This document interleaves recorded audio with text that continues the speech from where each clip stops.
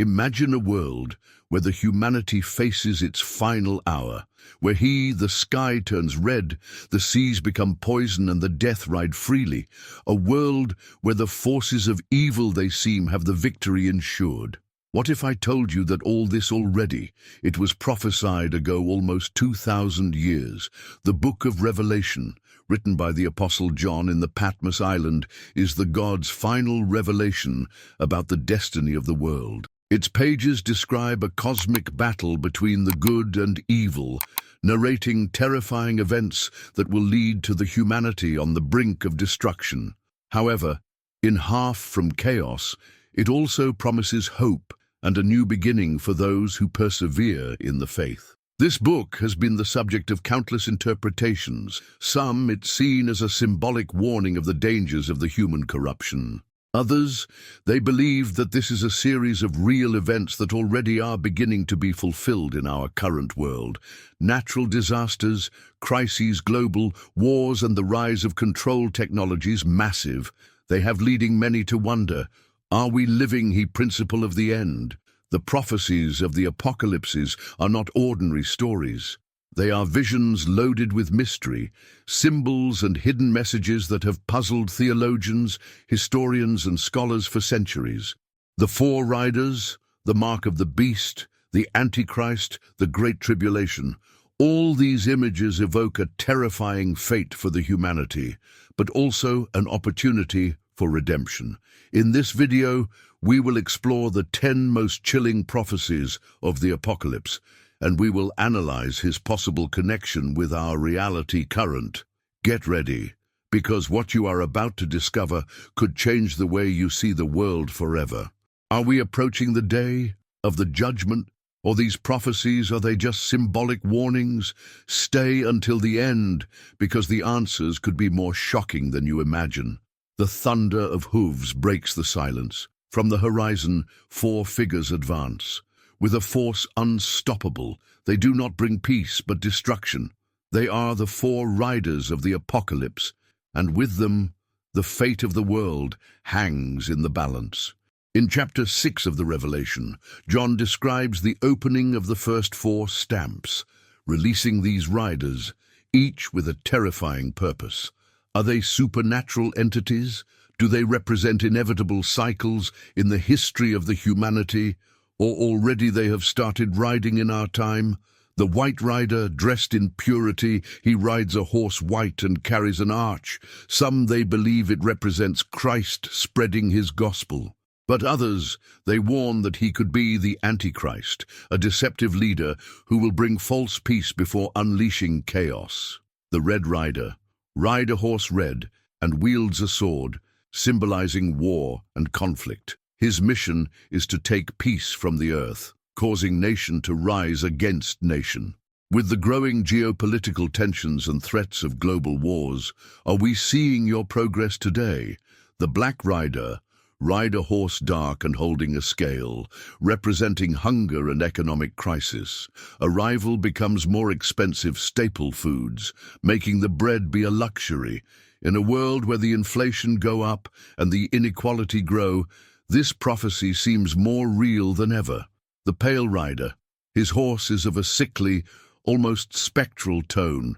His name is Death, and Hades is his continues. It has the power to end the quarter of the humanity through plagues, famines, and catastrophes. Pandemics, diseases unknown. Are they signs of his gallop? Each rider represents a force destructive that has affected by the humanity for centuries. But the disturbing thing is that, for the first time in the story, they could be riding together.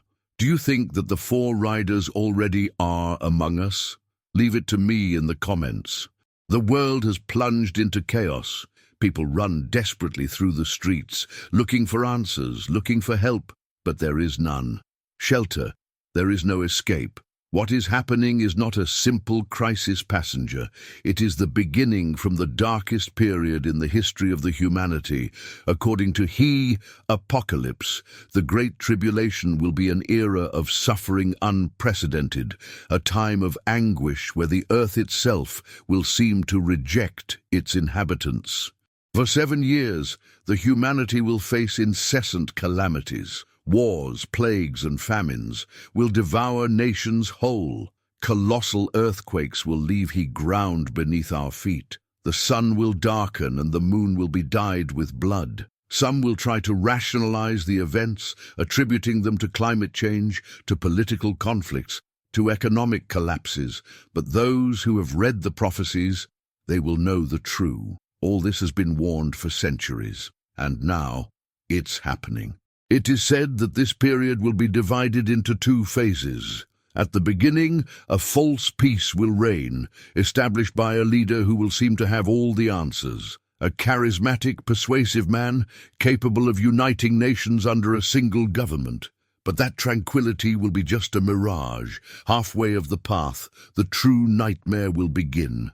With his mask falling, this ruler will reveal himself as an absolute tyrant, unleashing persecution against those who refuse to follow his orders. The believers, they will be persecuted, tortured, and killed for their faith. Fear will rule every corner of the planet. There will be no safe place, no one you will be able to buy or sell without accept the conditions imposed by the new order.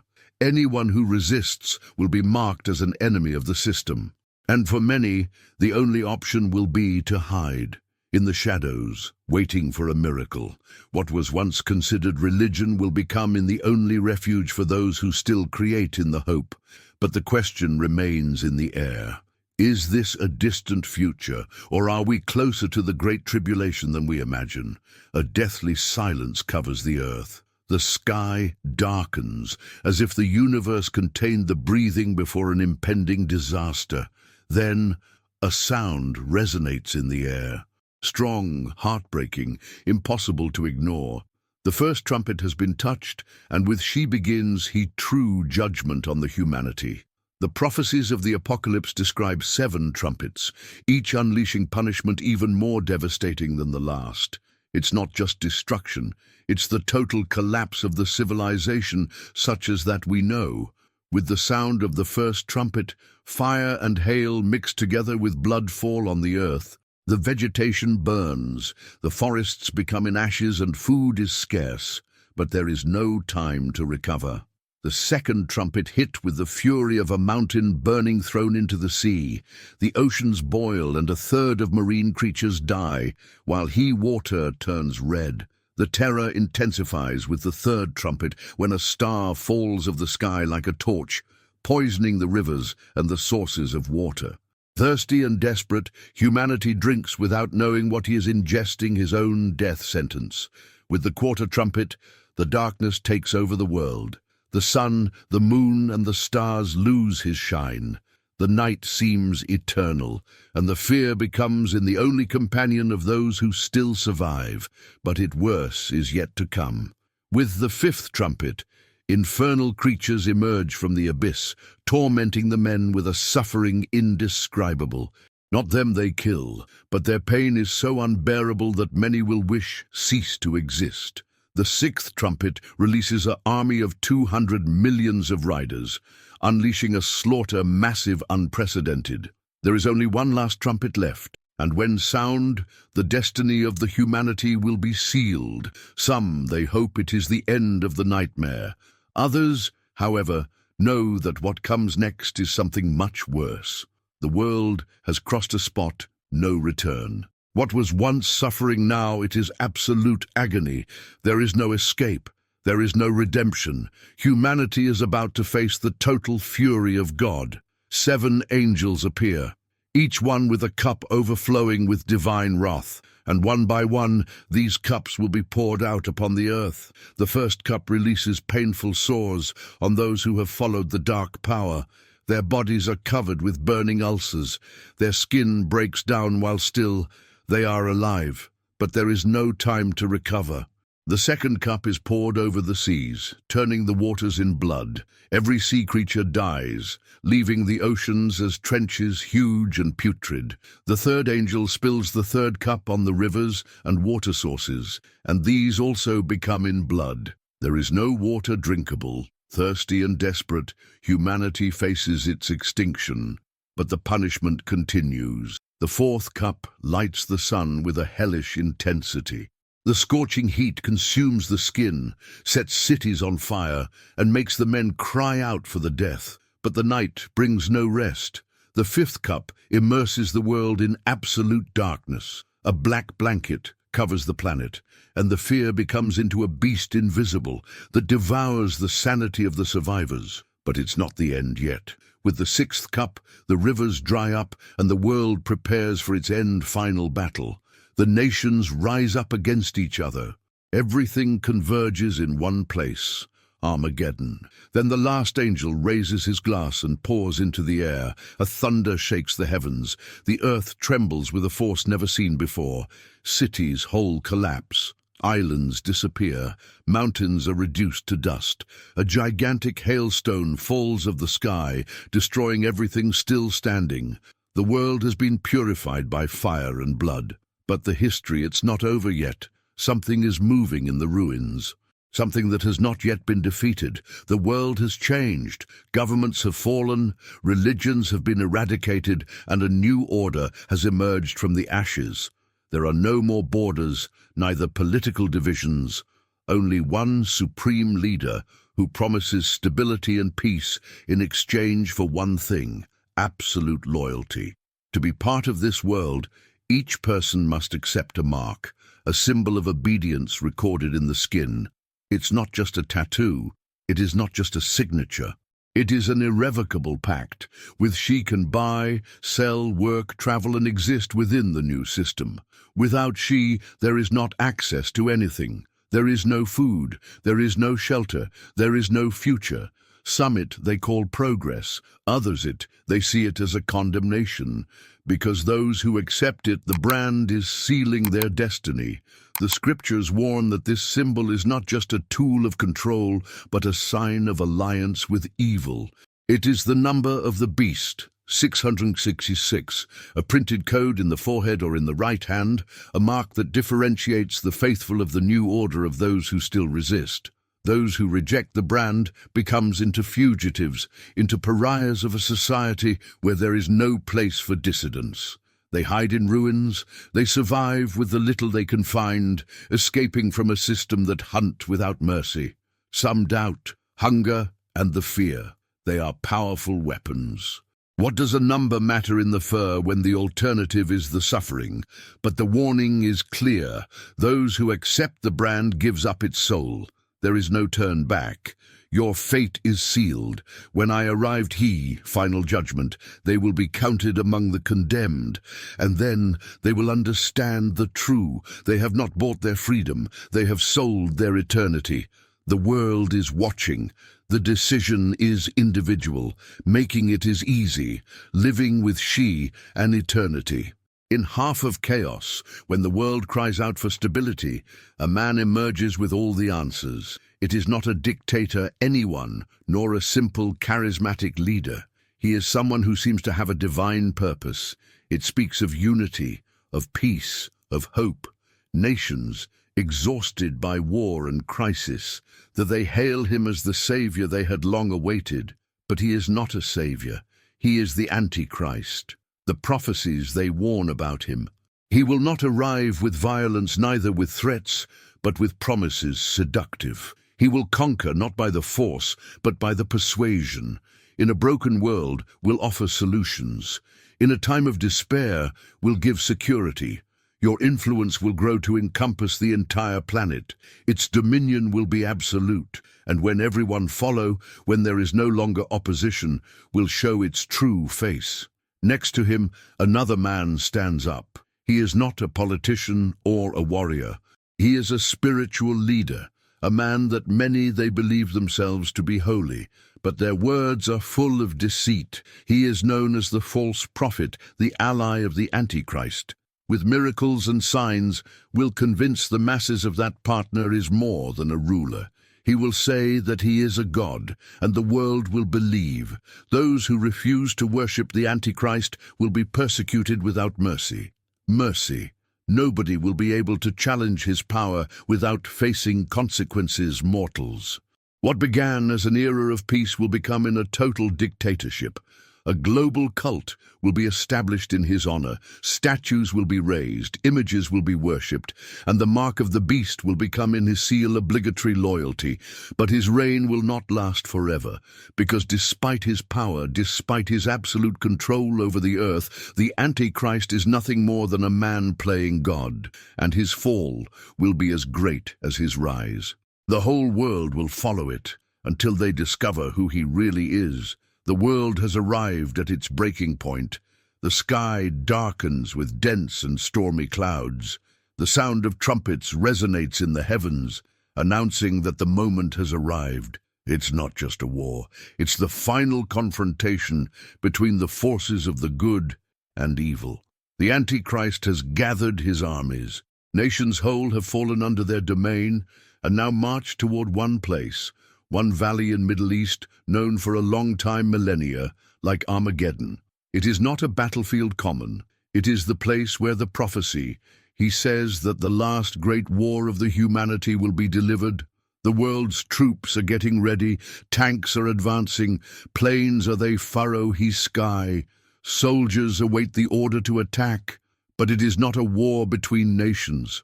It is a battle between the sky and the land. Then it happens impossible. The sky opens and a figure shines in the heights. He is not an earthly leader. He is not a human army. It is Christ returning with power and glory. His presence is like a lightning that covers the entire earth. Its army is not of flesh and blood, but of heavenly beings riding on clouds of fire. The Antichrist and his followers try to resist. They launch his fury against his sky. But it is useless. In an instant, his forces are disintegrated. Human weapons are no match for divine power. Structures of its empire is collapsing. Their reign, built on lies and terror, is destroyed in a single moment. The false prophet is captured. The Antichrist, the leader the world worshipped as a god, is defeated. Both are thrown alive into the lake of fire. And with his fall, the domain of evil on the humanity comes to an end. The Battle of Armageddon is not just a military confrontation. It is the culmination of all the human history. It is the moment when the divine justice prevails. It is the definitive victory of light over darkness. But even though the war is over, the history has not yet concluded. A new trial is about to begin. The lights of the city shine like never before. The music resonates in the streets. Trade prospers. People laugh and celebrate. Babylon, the great metropolis, is the heart of the world, a symbol of power, wealth, and excess. But no one in its tall buildings golden imagines that tonight will be the last. The book of Apocalypse describes Babylon as the great whore, the city that seduced the kings of the earth with its splendor. Its influence has dominated the world. Its trade has enriched nations whole. Their culture has molded generations. But everything that has built is stained with corruption, idolatry, and perversion. It is an empire based in the ambition unbridled, in materialism, and in the denial of God. And now his time has arrived. Suddenly, the sky lights up with fire. A roar shakes the earth. The great city trembles. The buildings that seemed invincible begin to collapse. Its towers crumble. Its streets fill with flames. What once was a symbol of unbreakable power, now it is just ruins and ashes. From afar, the merchants observe with horror. Those who traded with she, those who enriched their pockets with his decay, now they cry his fall. Woe, woe to the great city, they cry, because in a single hour their wealth has disappeared forever. But there is no mercy. There is none salvation for Babylon. Its fall is the final judgment against a world that worshipped money more than God, who sold his soul for pleasure and ignored all the warnings. The great city, which was believed to be eternal, has been destroyed for a single instant. His glory has been reduced to dust. His power has been torn from the history, from the sky. A voice proclaims, he fell, the great Babylon. and with his destruction, the cycle of sin and corruption comes to an end. But while Babylon burns, the final destiny of the humanity has not yet been decided. A trial even bigger one is yet to begin. The time has come to an end. There is no more empires. There are none armies. There are no leaders or rulers. Everything that the humanity built has been left behind. Only a throne remains, majestic and terrifying, and before it, every soul that has ever existed stands to face its destiny. The Last Judgment is not a simple audience. It's time for that. Every action, every thought, every decision made in life will be revealed. No one can hide. There is no lawyers. There are none excuses. There are no appeals. Only the naked truth before the eyes of him who see everything. The books are open. In they, every act has been recorded, every word spoken, every secret kept. The crowd waits in absolute silence, with the weight of destiny hanging over their heads.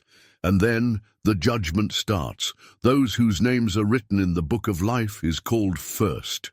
They are those who persevered in the faith, those who did not leave seduced by the world, those who endured evidence without giving up the true.